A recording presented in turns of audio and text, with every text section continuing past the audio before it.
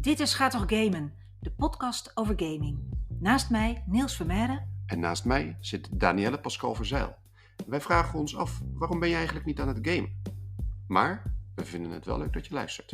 We nemen je mee op reis in een wereld vol avontuur, tegenslagen, overwinningen, frustraties en talentontwikkeling.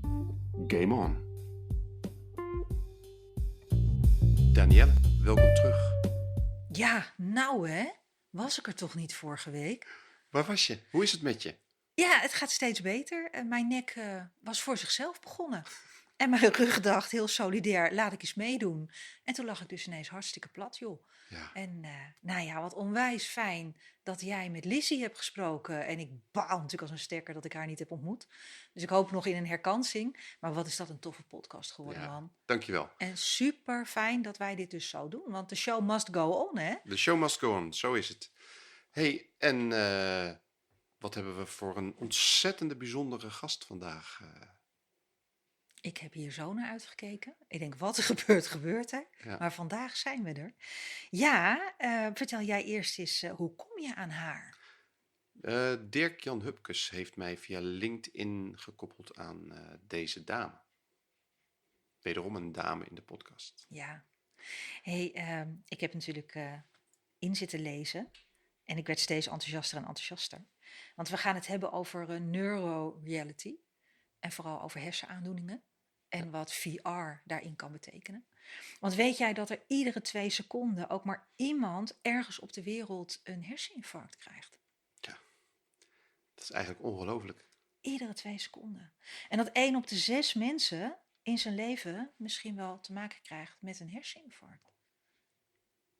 Ja, dan is er een enorm potentieel als je kijkt naar ondersteuning en herstel. En dan daar heb je heel veel medici en therapeuten voor nodig, denk ik, als je die mensen allemaal wil helpen. Ja, om maar niet te spreken over revalidatiecentra. Ja, en dat precies. in het zorgklimaat van nu.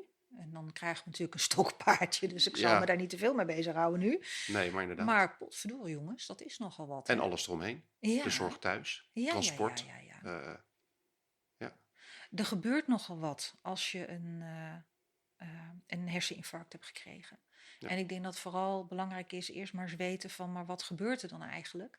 En wat is er op de lange termijn? En hoe kan je toch de levenskwaliteit positief beïnvloeden? En hoe is gamen, waar wij ons natuurlijk mee bezighouden, daar een onderdeel van? Wat zijn jouw vragen bijvoorbeeld daarover? Ja, dat is inderdaad. In hoeverre is dat gamen daar zijn daar aparte games voor ontwikkeld? Of kunnen daar standaard games een rol in spelen? Ik denk aan, kunnen die mensen überhaupt wel gamen? Mensen met een herseninfarct of een verlamming, die kunnen niet eens normaal praten of die kunnen niet bewegen. En hoe erg zijn ze beperkt als ze aan één kant verlamd zijn om dan nog wat met gaming te doen? Wat voor controllers worden daarvoor gebruikt? Ja, bij mij gaat er van alles door mijn hoofd op dit moment. Ja, wat ik dan weer heel interessant vind is, als ik dan lees op NeuroReality, dat ze de cognitieve functies aanspreken en eigenlijk het herstel na hersenletsel met virtual reality. Ja, hoe zien ze dat, hè? Herstel na hersenletsel met VR. Machtig interessant. Ja, fantastisch. We gaan er van alles over horen. Waar we het ook over gaan hebben, en dan moet je altijd heel erg lachen, is serious games. Ik ga proberen niet te lachen. Dat is nou wel kansloos. Ik lach niet. Nee. Oké, en wat heb jij daarmee met serious games? En er komt een soort allergie altijd over je heen. Ja, ik denk dat het bij mij dat zaadje van allergie is geplant een jaar of 10, 12 geleden, toen ik in aanraking kwam met een aantal trajecten waarin games binnen organisaties of waarbij standaard bedrijfsprocessen werden omgezet in games en werden verkocht als serious games, waardoor het prettig was voor een organisatie om het serieus te nemen en er geld voor beschikbaar kwam. En op het moment dat er plezier te beleven viel en dat het entertaining werd en daardoor leerzaam, leek het alsof er een kramp in een organisatie kwam, waardoor ze het geld er niet voor uit wilden geven. En als het leuk is, kan het niet goed zijn. Dus ik heb serious games in die zin altijd in verband gebracht met het mag niet leuk zijn.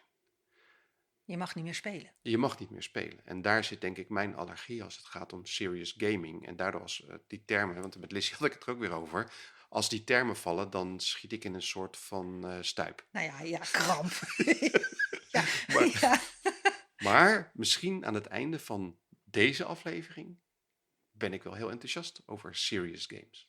Zou er voor jou dan ook nog een soort van groei zijn in wat wij aan het doen zijn? Want we gaan kijken in hoeverre ik een gamer kan worden. Maar in hoeverre zie jij jezelf groeien? Nou, ik zie mezelf groeien. Ik groei enorm dankzij onze podcasts en alle gasten die we ontmoeten. En voor mij is het duidelijk dat dit een reis is waarin heel veel te leren en te ervaren valt. En voorlopig zijn we nog niet uitgekeken. Zeker niet, zeker niet. Want we zijn hartstikke serieus bezig met gamen. Want we noemen ons natuurlijk ook, ga toch gamen, serieus nemen. Ja, precies. En vandaag met deze spreekster gaan we dat zeer zeker doen. Want we gaan serious games combineren met gamification. Maar ook met revalidatie dus nadat je een hersenbeschadiging hebt opgelopen. En als je de site ziet van dit bedrijf, dan hebben ze bijzondere partners, Niels. Waaronder de Vrije Universiteit in Amsterdam, de Universiteit van Amsterdam, ook de Universiteit van Utrecht, de Hogeschool van Amsterdam, de Patiëntenvereniging Hersenletsel en de Coventry University in the United Kingdom. We zijn erg op de wetenschap vandaag. Ik geniet nu al. Ja, ik zie je ook helemaal stralen. Ik denk ook dat we een heel bijzonder gesprek gaan voeren. En dat we eens even gaan ontdekken welke rol gamen binnen de wetenschap en welke rol wetenschap voor het gamen spelen. Ja, en vandaag dan vooral bij een herseninfarct, en nog even voor alle duidelijkheid, dan hebben we het over een verstopping in een hersenbloedvat. Ja. En wat dan daarna allemaal op je afkomt en wat gamen voor jou, voor je omgeving, positief in te zetten is. Heb ik het zo goed vertaald? Ik heb er niks aan toe te voegen. Top. Zo, dus zonder nu nog af te wachten gaan we onze gast voorstellen. Faviola Brugger-Dadis. Welcome to our show. I'm very happy to be here. We're very happy to have you here. So, you were introduced to me by Dirk-Jan Hupkes on LinkedIn. Yes, indeed. Yeah, and you work in the neuroscience combination with gaming. I do. I think that it's a really powerful combination that's going to be continued to be used in the future. Yeah. I'm not a scientist. I'm pure a gamer and a dad, a gaming dad. Cool. And Daan? Jij? Yeah, I work in psychology. I have my own practice and I work with young people, 7-year-olds, until 70-year-olds. Then you and I will have lots to talk about. No gamer whatsoever. So this is a whole new adventure for me, being in gaming. And I'm so happy to meet you. I'm so happy to meet you as well. I think I will just listen to you. And I was studying on NeuroReality. Yeah, that's my And you are a young team of scientists, game developers, and brain enthusiasts.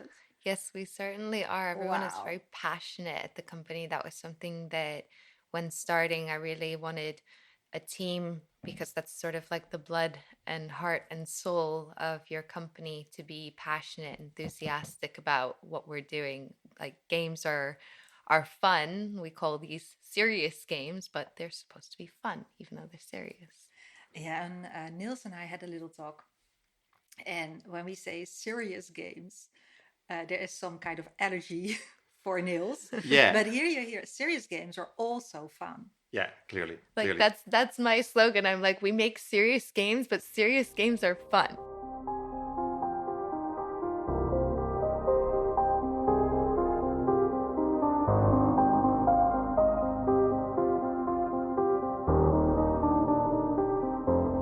past, I always looked at serious games as if companies would not invest in a game as when it was fun, So they had to be serious, and then it would be worth it. Back in the past, the serious games much more looked like MS-DOS type things that, of course, as a gamer, you wouldn't really be attracted to. VR kind of changed that, and the whole landscape of what we can do with gamification has changed that in the past, let's say, 10 years. Yeah, exactly.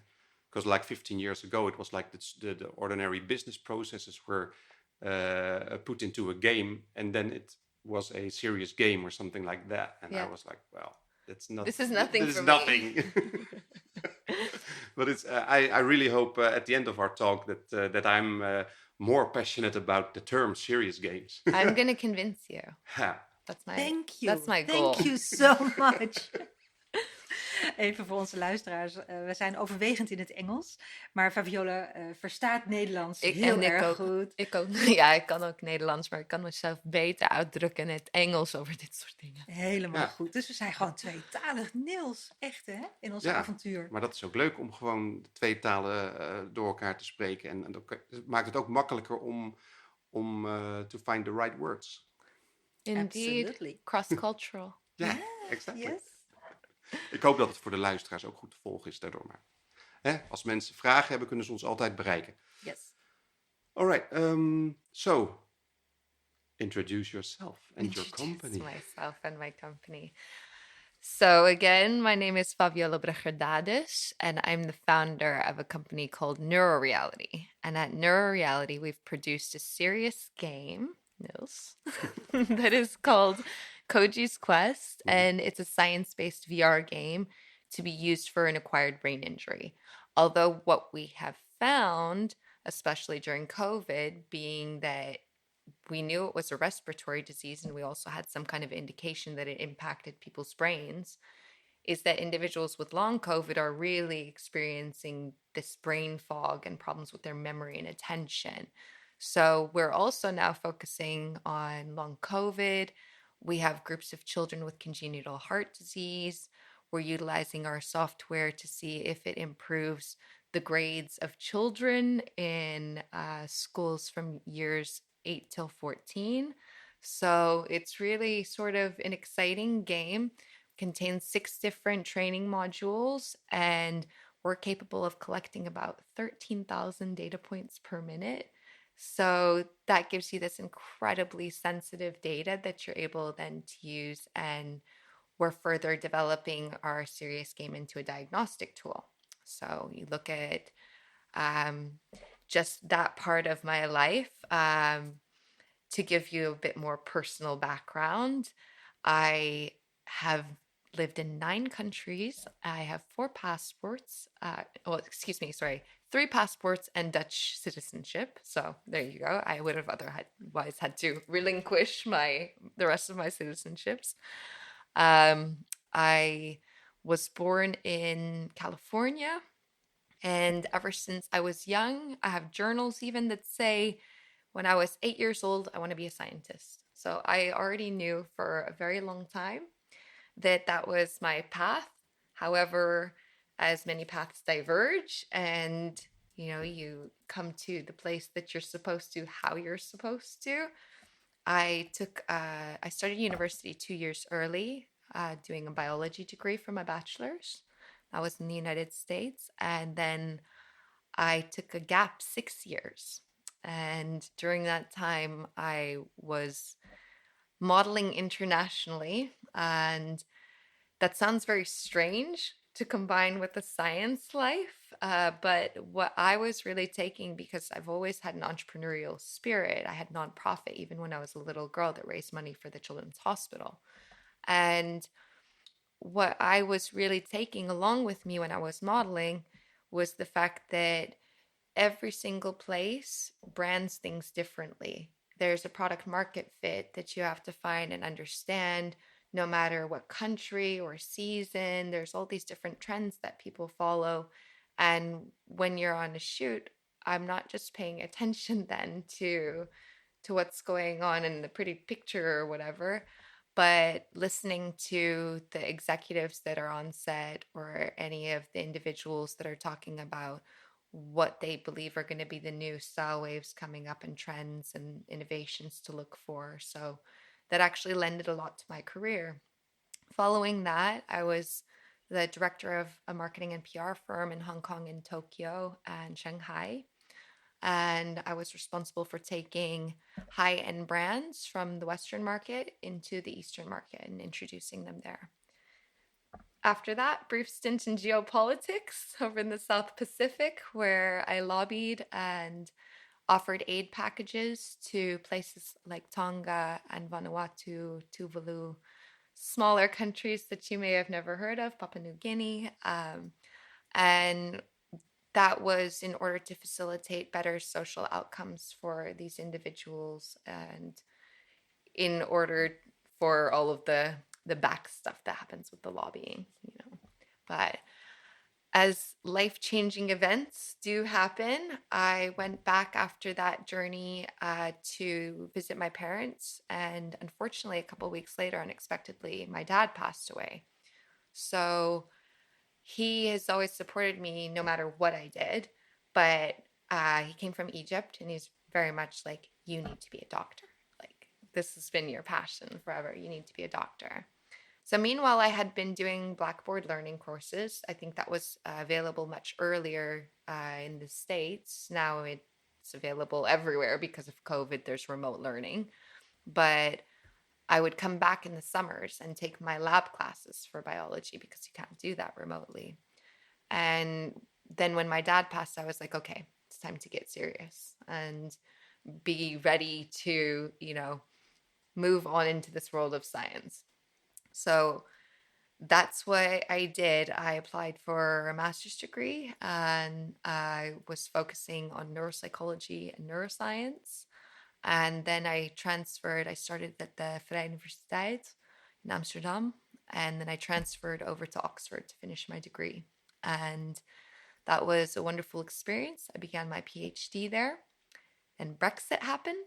And several of us in my lab were booted, and it was heartbreaking because, yeah, it's a dream, you know, and I was about 8 months into preparations for my PhD and doing all of this great research, and it was unclear, could we still be funded depending upon what happened? No one was sure what was going to happen with Brexit, and PhDs take time. So off I come back to the Netherlands, and someone asked me, just in conversation, if you could have a discussion with someone, anyone in the world, who would it be? And I don't know if our listeners know this man's name, but he's quite famous in the Netherlands. It was Eric Scherder. And so yes. you know who I am. Yes, I know. Very enthusiastic, wonderful man who likes to convey neuroscience, psychology to the world in a way that everyone can understand and be enthusiastic about. And I wrote a book with him previously. So my friend asked me, why would you want to sit down with him? You can have contact with him. But I really felt that at that moment, he would be able to understand that I had come from this very diverse background. He's an entertainer himself and a scientist. And I always felt a little bit like maybe people won't take me so seriously as a scientist, knowing the background that I have. Mm-hmm. There's internet. You can Google me. Yeah. You know, you can see what my life was. And unbeknownst to me, my friend wrote Eric a letter, and he agreed to take me on as a PhD candidate during a lunch that we had. So the catch was we didn't have funding. We applied for some grants, and then I said, what if we were to seek venture capital or angel investment funding to complete my PhD? Would that be a conflict of interest? I said, I'm not sure. You need to talk to the legal department at the university. And that's what I did, and that's where we are. So 4 years and 7 months later, I am almost a doctor, and I founded a company that is flourishing, and we've just gone to market. Very exciting journey.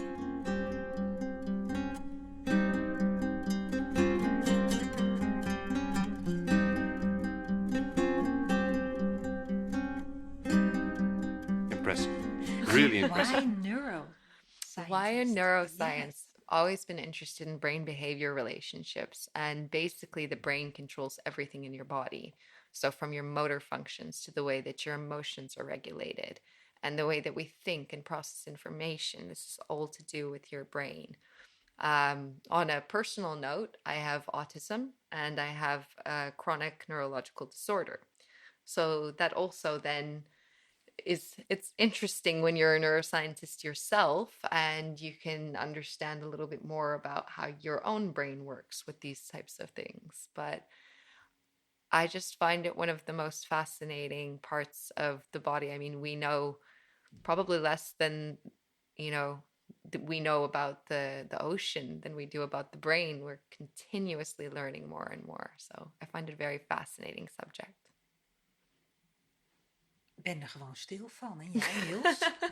Ja, ik kan er met mijn hoofd niet bij. Geweldig, hè? Maar wat een reis.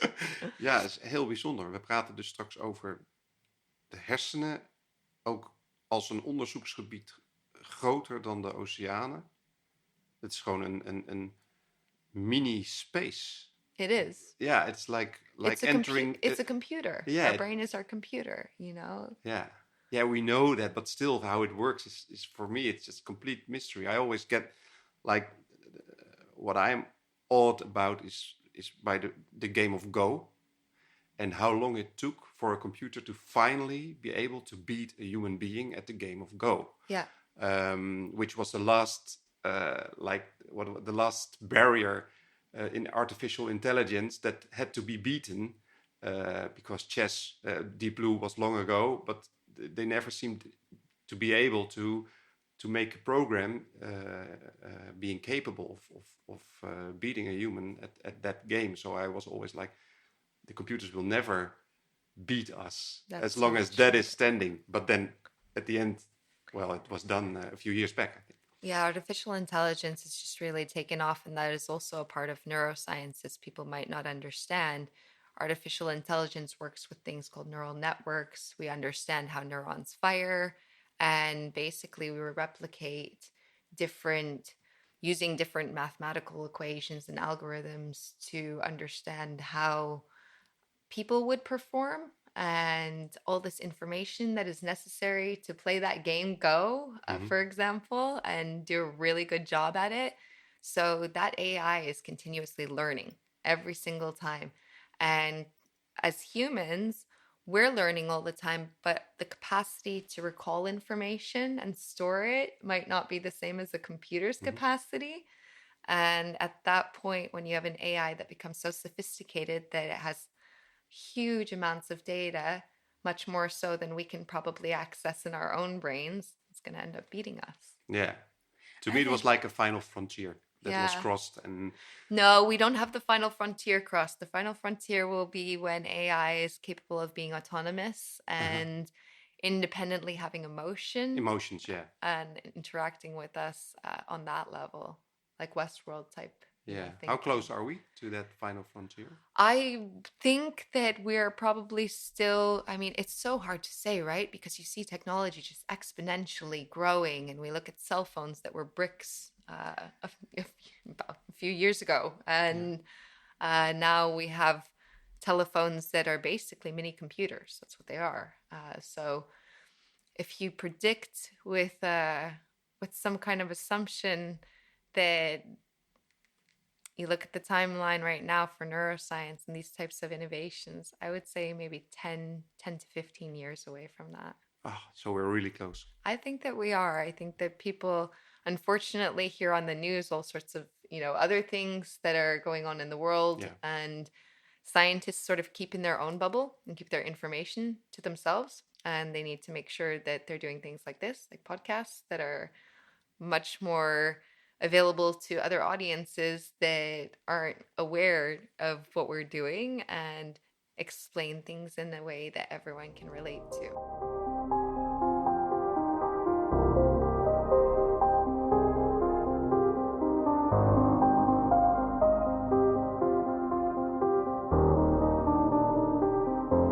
Why virtual reality? Why virtual reality? So actually, it's a really funny story. Um, I, from one of my clients who was Sony in Tokyo, I was working with the president of Sony, and that was, I'd say, about 8 years ago now, maybe 10 years ago, when Sony was the first player, PlayStation VR coming out. And in the reintroduction, let's say, because virtual reality has been around for quite a long time, but in the reintroduction of this being a trend. And so I was constantly seeing what he was doing, found it very interesting, thought it was cool innovation. And in this groggy sort of like sleepy phase, where you're like coming up with ideas or thinking random thoughts before you fall asleep, I had been scrolling through Instagram and I was like, what if you could use virtual reality for neurorehabilitation following a brain injury? And then I just fell asleep. And in the morning, first thing I did was go and get on PubMed and Google Scholar and started seeing what research had been done there. And everything I found was that there was a lot that had been done with physical rehabilitation in VR, but not much that had been done with cognitive rehabilitation. So thinking about things like attention or memory or the ability to have a higher reasoning and planning. These are really important things for our daily life that help us carry out our activities. So I was like, okay, well, there's room here. And then I also saw room for product. VR is immersive. It allows individuals to be in a setting where there are no distractions around them. It's controllable, especially for a clinician or an experimenter. You can really set the stimuli to the way that you want. You can capture the variables you want. As I had mentioned, you can capture up to 10,000 variables per minute. So you can really be very specific. And generally, in neurological tests, you would do an MRI or a CT or an EEG, right? These are expensive tests to run. And if you have some kind of an indication already, or you have pencil and paper paradigms, in that case, they're subject to the person that scored them and that administered them. Computers are less valuable. So you have a VR set, it's collecting all of this useful data. It's putting individuals also into what we call a more ecologically valid environment. When you click on your phone or your computer, you might see elderly individuals that have the buttons blown up bigger or things like that. And if you have a brain injury, you might need extra assistance, right? So ecological validity leads to basically, how does this work in the real world? How does a game translate into how it's going to benefit you in the real world? And VR allows you to make movements that are far more intuitive. So as I said, if you've got these big buttons and you're trying to navigate your way on a 2D screen, it's really not the same way as we grab things or the way that we touch things and interact. So that was part of why VR, also being that with this population, a lot of individuals have physical deficits. So VR enables for gaze control. So not just to use your actual VR controllers, but literally just to look at an object and be able to select that object. There's so many more reasons why VR, but in general, what we have seen in research is that VR provides faster and more efficient rehabilitation for neurological conditions. And I'm really excited to sort of be part of this. It was a blue ocean before, and now we're in the roller coaster phase of a lot of companies trying to see where they're going to find their niche in the VR market. But I have found mine in gaming.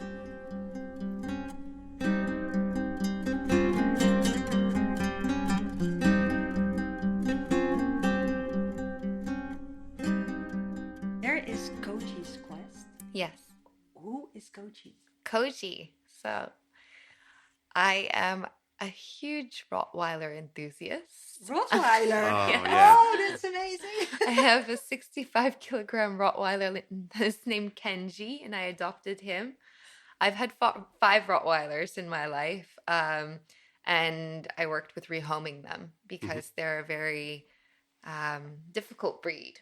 but they just need love and patience. My previous Rottweiler's name was Mojo, and this is Kenji. So Koji's Quest. Koji. And Koji is your virtual companion. When you're playing a new technology, especially if you're a vulnerable population, you might be intimidated by this new technology. So to feel like you're not alone, we gave the individuals a companion called Koji. And Koji is there for monkey see, monkey do instructions. In the brain, we have evidence to show that if you watch someone perform an action, it's highlighting similar neural areas and activating similar neural areas as to if you perform the action yourself. So even by watching Koji, it's facilitating an extra level of potentially inducing neuroplasticity just by watching him give you the instructions. And everyone learns differently, right? So we've got written instructions, we have audio instructions, we have all different types of instructions, as most games do. Yeah. But Koji is your companion. He's there to help you out. If you don't know what to do, you get lost, because let's face it, right? Individuals with a brain injury could be really different. You could have just fallen off your bike and have like small hersenschudding, or you could have a breute, you can have a herseninfarct. Like they're all very different, you know?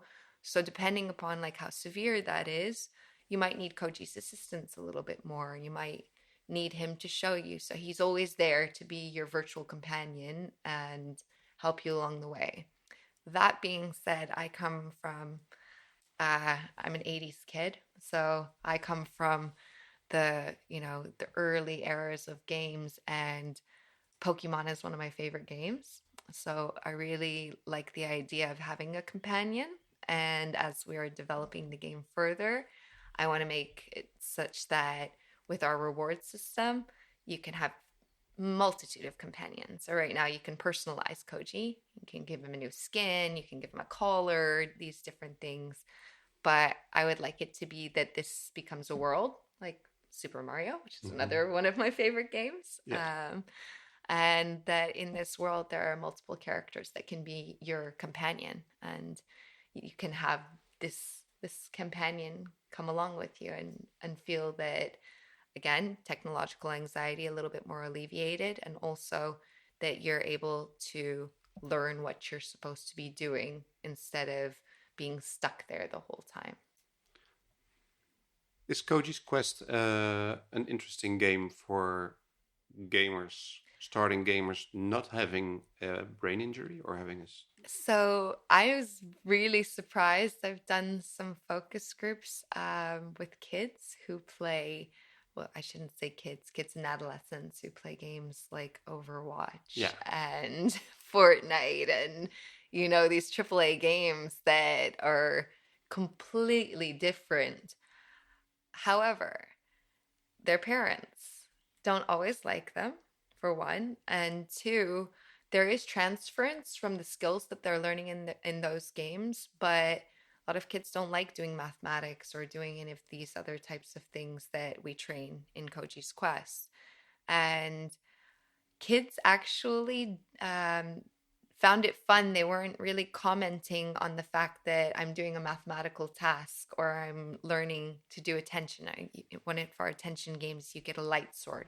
Can't say lightsaber because we're going to get copyright infringements, right?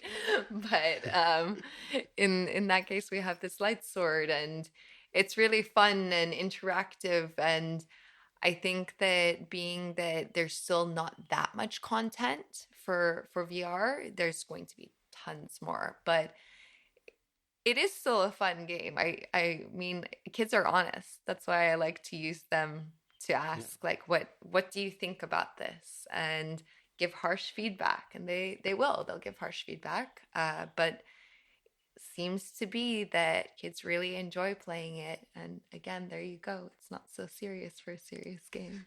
You can have fun. You can have fun with Koji's Quest. Even kid approved, child approved. There was this study, I think it was Spanish, and they searched for a relation between soft skills development and game genre, and like The adventure strategy games build some different soft skills than the shooters or the fighting games. Sport Absolutely. games, music games, they all build different types of soft skills.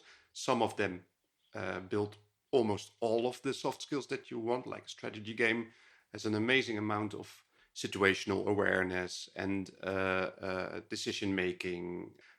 Could you actually retested this through a game like Koji? Yeah, Like, absolutely. I was wondering if you play a lot of, I play a lot myself. I'm really a gaming daddy, so I play a lot of Overwatch. But I'm just wondering, what could you like investigate my gaming behavior or things and say like, oh well, he plays a lot of shooters or he plays a lot of RPG or a lot of adventure games. It's clearly because in Koji Quest, Koji says, Well, the thing is, you're giving me a profile of a person too, right? So there's differences in everybody and different likes and dislikes, and so one person may be more inclined to want to play a game that's like World of "Mhm, Warcraft, and another person might be more inclined to do a shooter game like Overwatch and go and kill some aliens. But in Koji's Quest, what we're doing is we're looking at a patient mhm, profile, right? And even if a healthy individual is playing it, we're also looking at these individuals' um, brain functions and the way that we train them. So basically, what you would get from this is a lot of emotional stability, actually, as we've seen. And aside from what we're doing is cognitive training, right? We're trying to improve cognitive functions, like I said, like attention and memory, your visuospatial skills. That's what helps you navigate around the world, and your executive functionings, which helps you with higher reasoning. So all of these games that you just mentioned uh, train these different soft, and hard skills, mhm, right? Like the ability to understand and how to operate in a game as a shooter mhm. could lead to the hard skill in real life of you being able to be a great shooter. And they do in the military train with VR very frequently now because it is so immersive and it's so precise. There's even been discussion over whether it's safe to utilize that type of a shooting method in games because people can actually really learn to shoot that way. Yeah, So maybe they should then make the shooting mechanism like a little bit, for example, like you shoot straight at a target, but you actually then would have to turn your controller and then shoot straight. Like think about like a curveball throwing like a yeah, baseball, right? That's like not a how, little twitch, which like a little yeah, twitch that makes it a little bit different.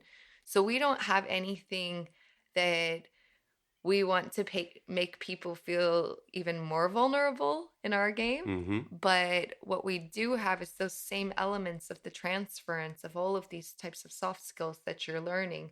Games aren't bad. I know a lot of parents have this notion that their kids shouldn't be gaming, and I agree there should be a balance, of course, just like everything. But games do teach you a lot of soft skills that are transferable into your everyday life.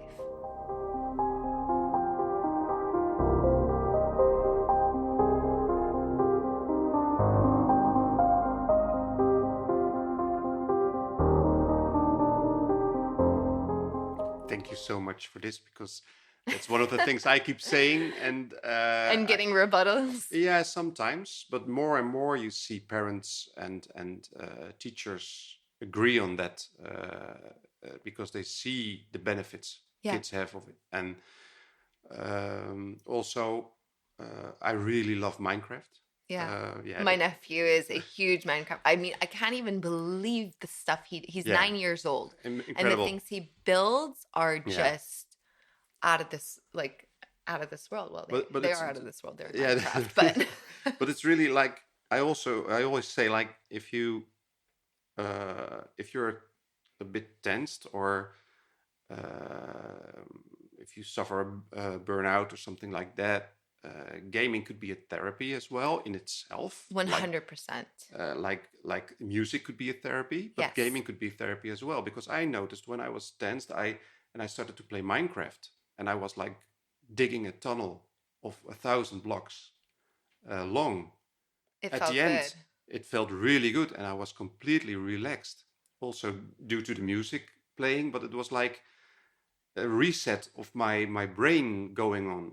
Could you reflect on that? Absolutely. So, in general, when people are going through stressful times, your brain has an arousal, and then there's neurotransmitters that one, for example, called cortisol, that really is bringing a lot of stress into your body, right? And then there's adrenaline, and there's all these other things that are happening when you're in a stressful situation. So now you've gone to focus on something completely different. And that means that you're no longer using those pathways in your brain. Well, still, you're going to be a little bit stressed, right? You've got those networks being activated at that point.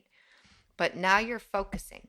So our brain is neuroanatomically specific, right? Meaning that each part of it has its own function, but there's always networks, also networks that connect all of these things. And so what you've then done is you've taken yourself out of the network of being very, very stressed out into a different network that may still involve activation of those stressful areas or hormones or neurotransmitters being passed throughout your brain and your body. But at that point, you have now engaged in producing more rewarding stimuli for yourself. And then that translates in your brain to dopamine, for example. Dopamine is the neurotransmitter that we usually equate with feeling rewarded. And then serotonin, which is generally the neurotransmitter that we would associate with being in a good mood. It's our emotional regulation. So now you've brought yourself into this different world and a different concentration level, and your brain is working in a different way. So like you said, you really are actually engaging different parts of your brain at that point. And then you might feel better because if you're using that same part over and over that's creating stress, neurons that fire together wire together. So we have something called long-term potentiation, and that's a really complex way to say basically if you walk the same route every day, you would walk that same route every day. But if you divert your route and you start doing something different, then that route is going to become stronger. So that's how it works in our brain too. If you start doing something like a game, that every time when you're stressed out, it doesn't just provide an escape, because in general it can provide just an escape, and it is actually doing something with your brain and with your neurons and helping to reprogram.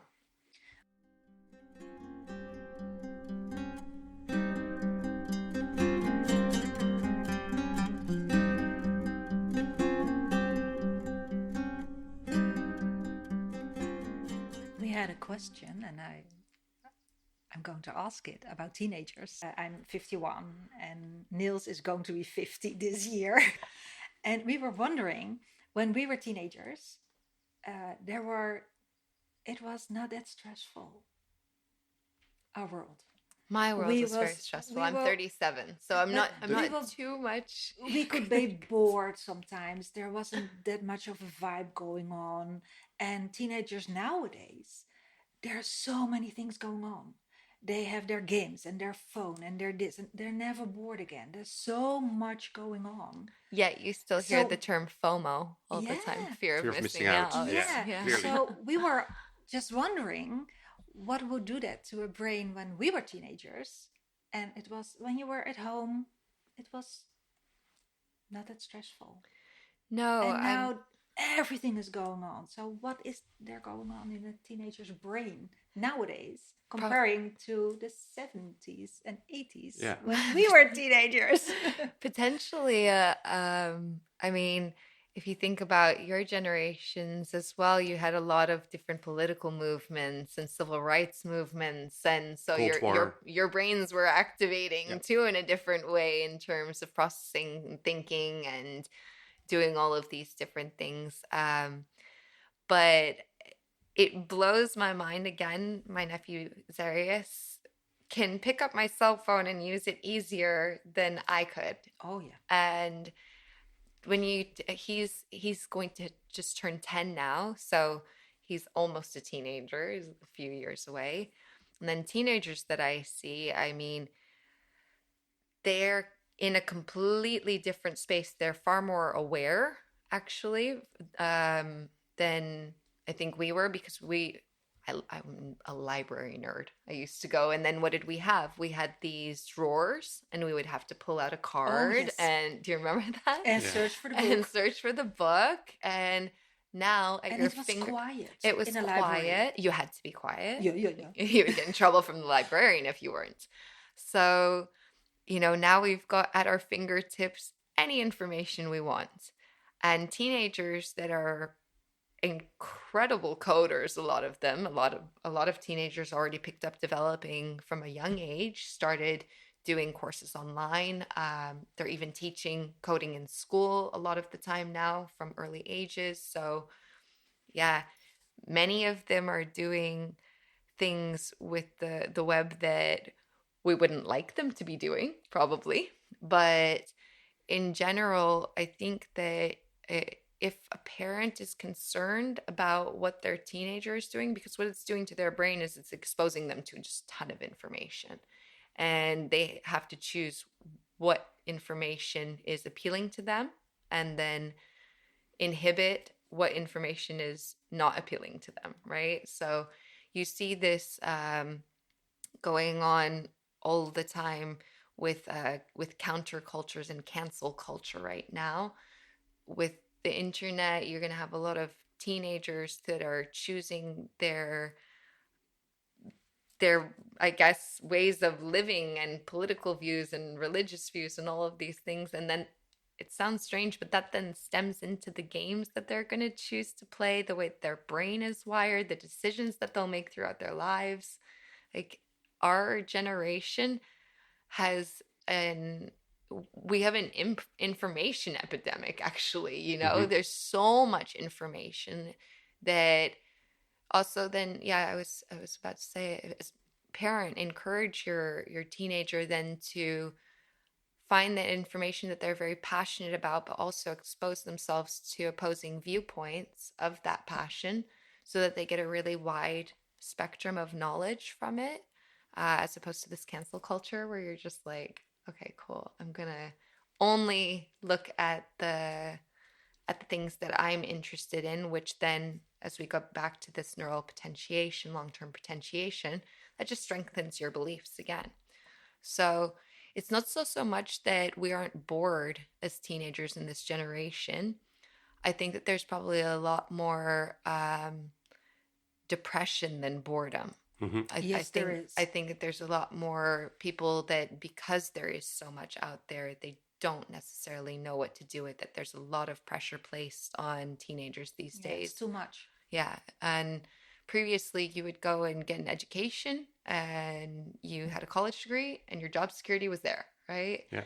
Now, even without that, you're without a master's degree even, you're still looking for work, and teenagers are realizing this earlier and earlier. So their brains are functioning totally differently than we were 10, 20 years ago, because they're realizing that our world has changed. If you want to continue to evolve with it, you have to start having the experience more than likely in technology, because that seems to be the way that everything is going to continue to go. When we have this aging, exponentially aging population, we're going to need technology to help us get through there. So it's a long-winded answer for you. Yeah, but well, thanks. Yeah. Yeah, also the children and the teenagers now, they really grow up deep inside this information epidemic or pandemic, actually, and they experience and read and see and hear everything all the time. So for us, we experienced the shift, like we experienced the change with computers. So we have this time before, and now we have a time after. We have a time before social media, and now we have social media. So I can imagine for us it's a lot harder to make this change. And as a parent, accept that the kids who face it are not having to make this change, but they're just part of the new world. I think that a lot of parents are getting more and more involved in it, not only to monitor, but also to connect with other individuals as well. But I'm actually pretty happy that we didn't have social media Oh, yeah. to basically just show everything that we did as we were teenagers. I don't Thank you so much I don't for think that. that I necessarily need that documented on the internet. But Not you at know, all. you see teenagers posting all over the place, all sorts of crazy stuff, and parents using social media, like I said, not only to connect with older friends that maybe they might have lost touch with because we used to write letters, right? I come from this era. I was born in 1985, so I came from a right on the cusp of, like, in my house, we were one of the households that had, we were lucky, like we had one of those old MS-DOS computers with the floppy disks, and Yeah. I started gaming really, really young. I thought it was really, really exciting and fun, but it's just such a different generation now. There are digital technologies in some way or another right now. It doesn't matter where you come from culturally or socioeconomically, or if you're a girl or a boy or Yeah. non non-binary, Yeah. or however you identify your gender. It doesn't matter. Digital technology is here to stay, and for us, yeah, we didn't grow up with that, and we're living with it, and keeping up with the shifts can be exhausting because, first you had Friendster, then MySpace, and then Yeah. Facebook, and now Facebook is Meta and Instagram and on and Yeah. on, right? And then TikTok. I was like, okay, I can't do it anymore, guys. But that's for a parent, that's really challenging because this is only just the tip of the iceberg that you're naming. It's a big tip Yep. because a lot of people are there. There's Twitter, of course. Oh, Twitter, yeah. We got And LinkedIn. LinkedIn, yeah. But Where- then again, there's Snapchat, which is totally invisible to parents. Oh, yeah. And they post pictures all over the world to like 10, 20, 100 different people. It's continuously going on the whole day. And not monitored. And not monitored and deleted. But then again, you can make a print screen, so you never know what happens to your picture. And then that's why I also invite parents to engage more in gaming. There is this Discord, Twitch, Of course, right? where the gamers are, And where they're they connect chatting with together. They're each other. chatting. They can share screens. They can share camera images. They can do basically whatever they want. Yep. Which is good. It is. But as a parent, I think you need to not only monitor but engage. So here's a great example I'm always using. I love my nephew, clearly. Serious is awesome. He's a huge gamer. He has one of his best gamer friends lives in Iran and speaks English very well, and they get along great, but they're kids, right? So they'll get into tiffs with each other, and I mean, I've seen rage quits happen with adults as well, but the rage quits that happen with kids is very different. Sometimes they'll be really nasty to each other for no reason, just picking on each other. And my sister actually has contact with the gamers' parents, like that Excellent. Sarius most frequently games with. Yeah. Or she'll just say, "Hey, buddy, he's being mean. He doesn't mean that to you right now. That's just sometimes how kids are with each other. Maybe take a little bit of a break from hanging out and gaming with him for a bit." And then usually they end up working it out. I've seen most gamers that get in these crazy, crazy fits with each other over it, and then it's over with. But as you said, if a parent is then involved in that, then after having this experience where now they see their child throwing a tantrum, for example, because they're very upset about something that happened in a game, I can understand a parent being concerned. But if they're involved and they understand that that didn't happen because of the game necessarily, it happened because of an interaction or that something was that involved. happens in school, or something that happened. Yeah. So just be involved in this process. Games are here to stay. We've had games forever. Like, who doesn't love fun in games? You know. Yeah. But Homo ludens, right? Or the and I just think that the more involved that parents are in these types of aspects of their children's lives, the safer it will become.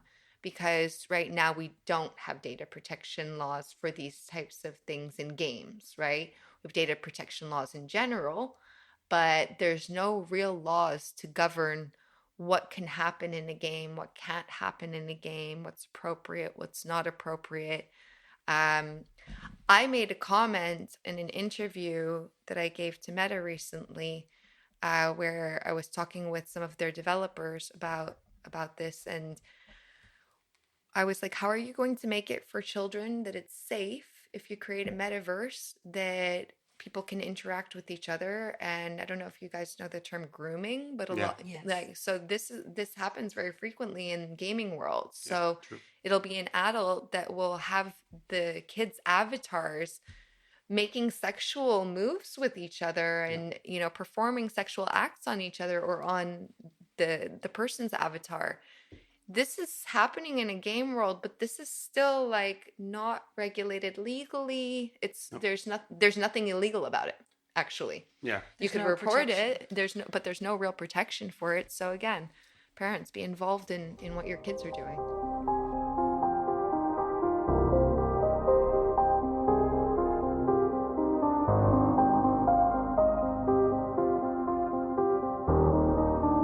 Thank you. Ja. Ik vind het wel heel belangrijk dat het ook even genoemd wordt. Ja, Er dat zit is ook een zeker. hele wereld bij die we niet zien. Nou, dat klopt. En sowieso kijk, die seksuele kant van in games zie je ook op andere gebieden. Hè.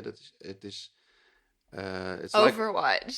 Yeah, of course, Overwatch, but yeah, Overwatch has it as well, but Fortnite as well. Whenever someone goes down, people are teabagging over them, like just like there crouching in up, the crouch game. up, Yeah, crouch yeah, up, and yeah. it's like It's the part of movement is it. there. So Yeah. it's when kids play it at the age of 10 Like, or I 11. don't know. Can I say this? Like, I You mean, can. there's like Overwatch porn. Oh, you know? yeah, true. It's like a Yeah. big thing. Yeah, it's like a And channel we on have a Pornhub, commercial right? now. Yeah.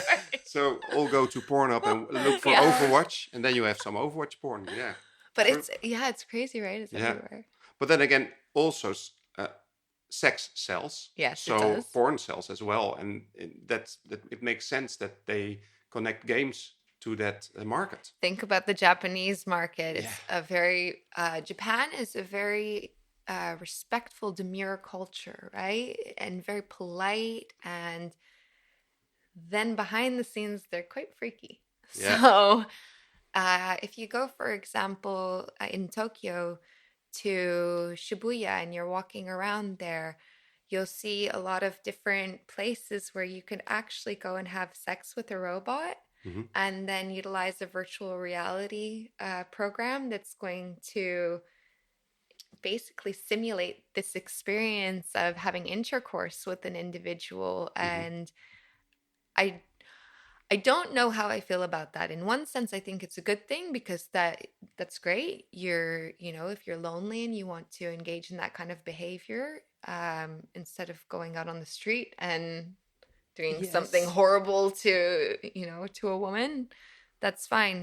Or a man. Or a man, Yeah. of course. But yeah, I think that, like you said, sex sells. So there's going to be, of course, an element of sex that is going to be brought even further into Yeah. gamification. Yeah, you bridge to the sexual side of virtual reality, the development that's really large. You also have the toys to Yeah. to help with that. Also, it can be a really good thing for people that are apart for a longer time or Remotely. remotely. Yeah, they meet each other interact. and can still interact on a sexual basis Yeah. remotely and Yeah. even see each other through And create VR. intimacy. Yeah, because the VR creates more intimacy than just the FaceTime or something like that. It does. So this is an example going back to Koji's quest. We utilized a neuroimaging technique called FNIRS, which shows which neural parts are being activated when you're looking at something or engaging in something. And what we saw is that people that utilized the VR condition of our game as opposed to the 2D condition of our game had far more heightened activity. So when you're talking about what you were saying and you put someone in VR, you're going to get even more activity in your brain and even more arousal based upon the fact that you're so immersed in this. Yeah. But isn't it always that when you have something very beautiful, which can help people, there will be some people who will make it very dark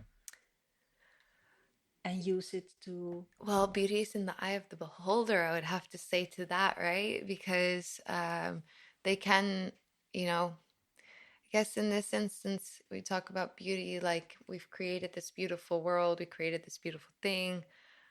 Yeah, then that goes down to developers making sure that it's really difficult to debug their software, that they debug their software regularly, and that it's difficult to hack into it or crack it such that people can do these things. But right now in the creation of the metaverse, there will have to start to be legislation over these types of things where they're making these like beautiful places into an ugly place. Yeah.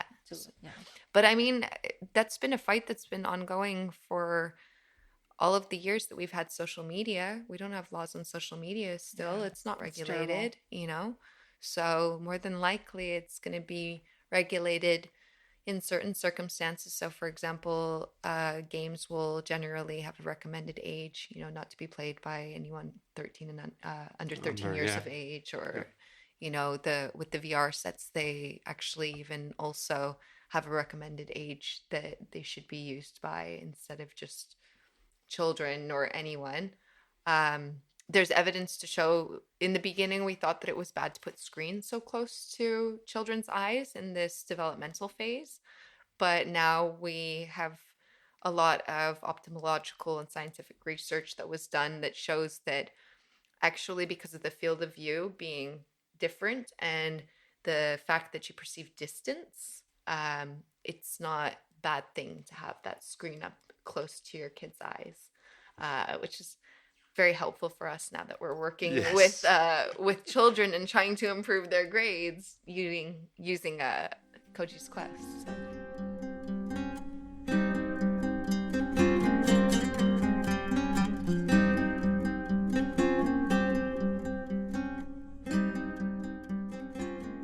I have another question about Koji's Quest.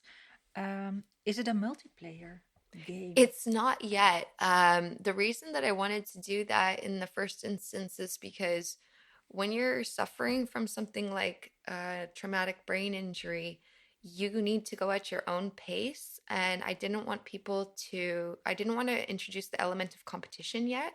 People can be competitive and they can compete with themselves. If that's their personality type, they can look at their scores and compare like, okay, I did much better today. Or we utilize dynamic difficulty progression. I don't know. So basically the game will adjust in flow theory to the right level that the user can play it at, not too difficult, but also challenging. And I forgot what your original question was. The multiplayer thing. Multiplayer. When I'm a teenager and my mom or my dad has a stroke, and I think it would be wonderful if I could be in Koji's Quest with well. them, with my parents. Join in, like more supportive than competitive. So you were talking and before, helping. You were talking before about there's difference of emotion or different things that are triggered, whether a story has a storyline or it's a shooter game or multiplayer or single player game, right?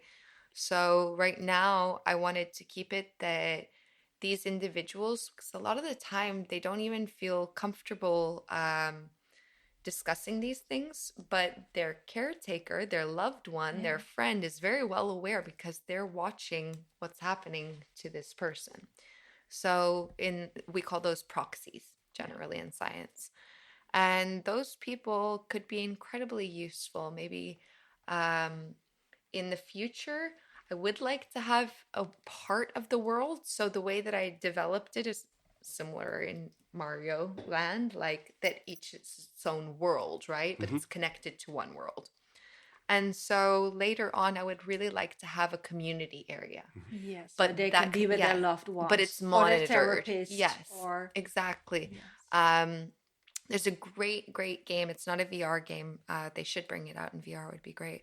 Called Kind Words that you can get on Steam, Mm-hmm. and it's just basically sending a message about a trouble that you have, and then people respond to it by sending you cute little stickers and advice, and then you can send them thank yous back, but it's all anonymous, completely anonymous. And I think that's sort of cool about VR. You can create this anonymous avatar of yourself, and then you could go and talk to other people, not even just the proxies that you were discussing that could be involved in the game, but other people that had a brain injury, Yes. and gain from their experience. Because when as I told you, I have autism. If I speak to someone that doesn't have autism, they have very different experience and understanding than if I talk to someone that does have autism, because they can relate on a similar level and they experience similar challenges. So maybe even these individuals are embarrassed to talk to people because they're not capable of living the life that they were able to before they had this injury. And if they can talk to other people, then they might not be so embarrassed, and they're anonymized. They might not be so embarrassed. So I'd like to bring the multiplayer aspect into it, but it's not currently there yet. Okay, in the future. In the future. We need Yes. more kind words in games, Right? I think. I think that Instead is of such a great theory. Instead of the KYS Yeah. comments that you get in Overwatch. Totally. It's like, you did a great job. Yeah, something like that. I don't think that that's the right tone for that game, but it would be nice. Yeah, the GG is all right, but it could be even nicer, though. That's one of our reward elements. Particle effects, which are basically the shiny fun things that you see in a game. They're really, really attractive to the human mind. Why otherwise would people sit there at a slot machine in a casino spending thousands of dollars pushing this button, just seeing sparkle, sparkle, sparkle, true. And in games, that's a really rewarding thing. So there's just so many elements that could be included. Like, you give a correct answer, you get that element of the sparkle, and then you have a reward from it. So there's just so many different things that we can do to incentivize people to play in a healthy way, instead of being nasty. Even in a game like Overwatch, then you could give some kind of positive feedback, even as a particle effect or something. That's the way that I would think about doing something like that, instead of then on the chat, or have more moderators on the chat. Come on, Yeah, just true, have yeah. one moderator, Yeah, on the chat that's just like, okay, guys, conversation's getting a little bit out of hand. I don't know if that's even possible with the amount of servers that they have, but Probably not. No. But then again, when we start there, then there's another game and another game and another game and another game, and we legislation. Okay, let's just go there. Let's Yeah. just make Yes, some let's general just go legislation. there. legislation, like- education, yeah. and bringing up people, Awareness, like yeah. that. Yeah, it starts with the parents. Then again, It starts with And the parents school. and school. and school. Yeah, school. yeah, Yeah. And friends, that people are Yeah. being, introduced to through their formative years when they're developing. But there's people that didn't get into gaming until later in their life. A lot of this. So when I was studying in Oxford and working with stroke survivors, I was basically asking these individuals all sorts of questions that we were using pencil and paper paradigms to make, but that we were translating them into digital solutions. And these elderly individuals were really excited about the fact that they had someone to talk to about gaming, lo and behold, which I thought was really weird. And I said, "Why are you so interested about that?" It's something that I ask them, like, what do you have in terms of hobbies? Do you do this? Do you do that? And many of them had the hobby of gaming. And these are individuals with a chronic brain injury. And it was solely because there wasn't any options for them for treatment. It's not that our healthcare system doesn't want to provide care for these individuals, but they sort of get lost in the system after they've gone through their initial rehabilitation phase. And so a lot of them were engaging in games. And that's actually how Koji's quest, part of how Koji's quest came about, was the notion that even people that are elderly are really interested in engaging in games. And yeah, of course, to that extent, then we're going to need to put in all sorts of legislation for people of all ages, you know?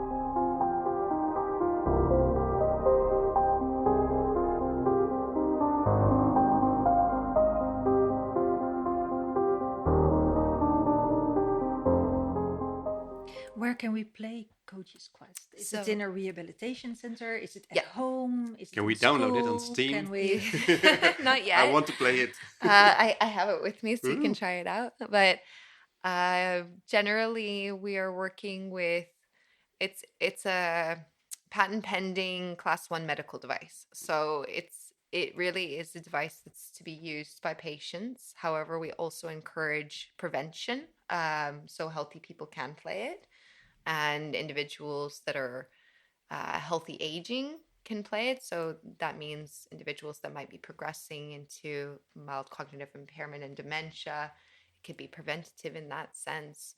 So really, like, anyone can play the game, from us. Just, contact us on our website, and then from there we can send you a license, where we work on a SaaS platform basis. And for our B2B2C users, that's complex term in business world, meaning that we are going from business to business and then giving it to a consumer through a third party.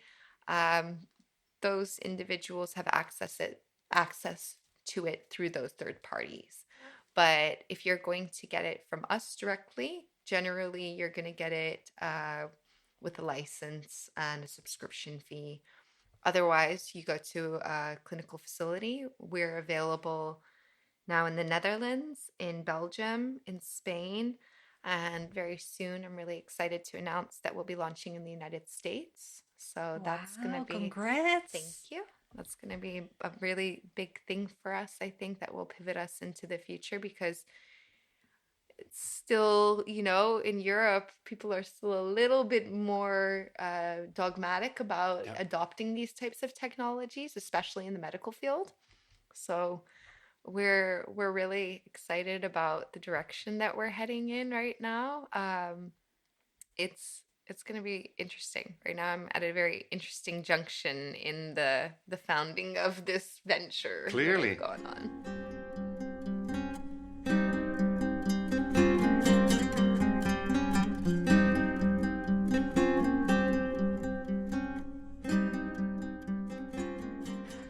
It can also be played from the comfort of your own home. That is something that I really did want to stress, that it's a telerehabilitation tool. It's a telehealth tool. So clinicians get a snapshot, right? Whenever you go to a doctor's visit, they get a snapshot of what's happening. And I'm pretty sure that a lot of people have been frustrated at the fact that you are not experiencing that complaint at that particular time that you're going to the doctor's office, right? And you're like, but I'm really experiencing this. Doctors can see the continuity of care. They can make programs for their clients, their patients. They can say, okay, I want you to play X amount of games per day. I've put this program together for you. They get to remotely monitor what their patient is doing. They get all sorts of information, data, metrics, all of the things that they need to determine how their patient's progression is going, if they're deteriorating, if they're improving. And that can be done all from the comfort of someone's own home. So That's I think great. that's something that VR really does, or technology in general, right? But VR, especially being so sensitive in its data capture, is really, really a great tool for that.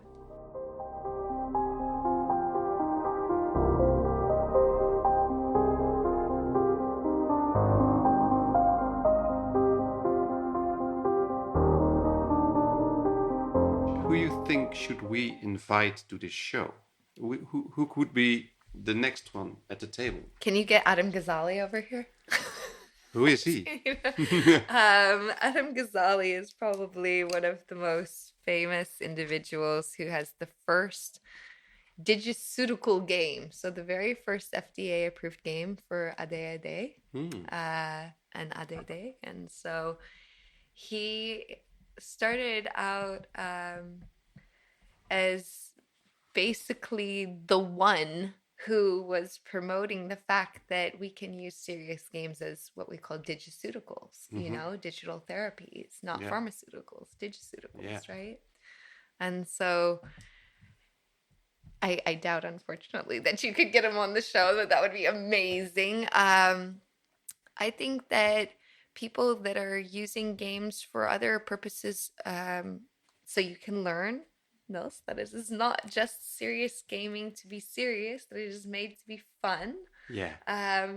People, for example, I'm not sure of a gaming company right now that's working on this off the top of my head, but people, for example, that are working on games for phobias like fear of heights. Those games they're pretty fun and scary, and you get all sorts of like immersive, feelings from them that you don't experience in other game worlds, right? Like because you're walking on a plank up high somewhere or doing these things. So I would suggest get more into not just gaming individuals, not just gamers, get more individuals that are creating these serious games and maybe also individuals that have experience with serious games. And they can tell you, like, how fun is it? Get a kid in here. Have them play a serious game for a little bit compared to Overwatch or Fortnite or Minecraft and see what are their thoughts on it, That's good. I think that, again, I really like getting harsh feedback whenever games are being tested. So that's good. We need the connection with Adam Ghazali, and then we need to phone him in. Nou, ik heb hem al opgezocht. Oh, kijk, we hebben hem al. Ben je al gelinkt met hem op LinkedIn? Of? Nou, dat gaat zo gebeuren.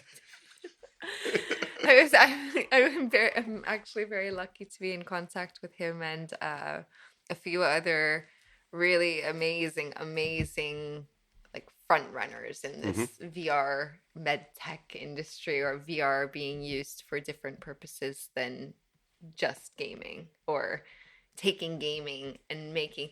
I mean, okay, so I've broken, it sounds crazy, but I play rugby, American football. It's easier to call rugby here in the Netherlands. Yeah. I have broken my bones 13 times, and I have torn my MCL.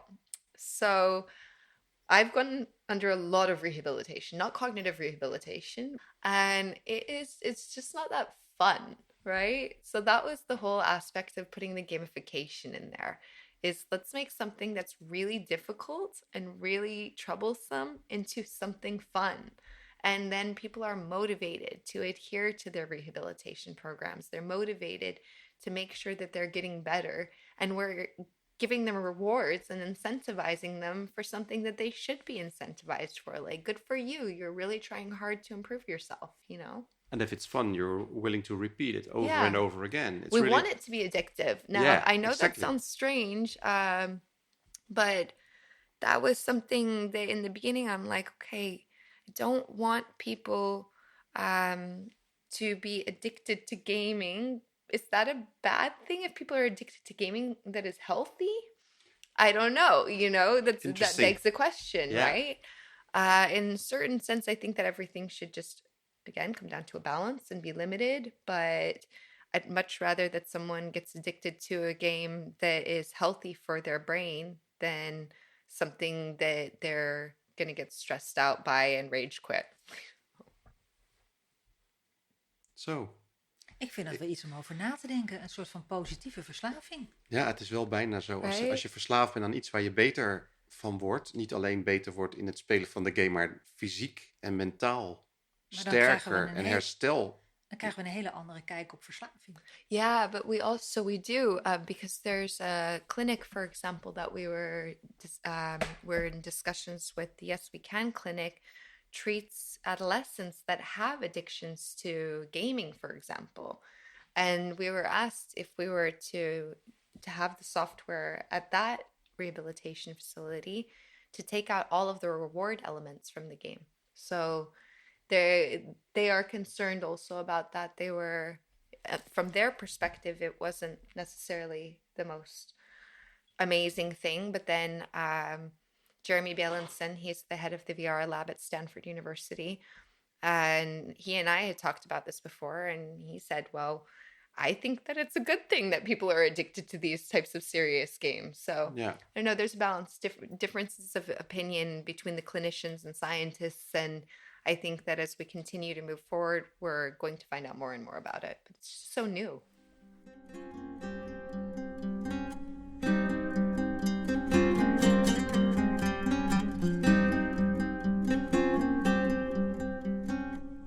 Yeah, but you got me now with the serious games, you know.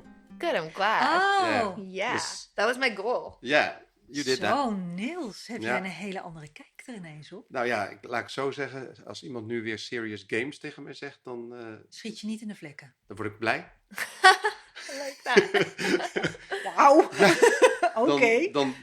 Dan denk ik aan alle mooie oplossingen die NeuroReality en Faviola aan de wereld toevoegen in serious gaming. And my team, I have to En mention natuurlijk, My absolutely team the is team and all other people and all other companies that are working on those entertaining sides of serious gaming and making it even addictive, so people rehabilitate sooner and better. Yeah. Faviola, waar kunnen onze luisteraars jou en jouw team vinden? Als ze meer willen weten over wat jullie doen. You guys can go to our website. That is www.neuro-reality.com. And you can check out any of our social media channels, LinkedIn, on Instagram. Just if you Google NeuroReality, you'll find us.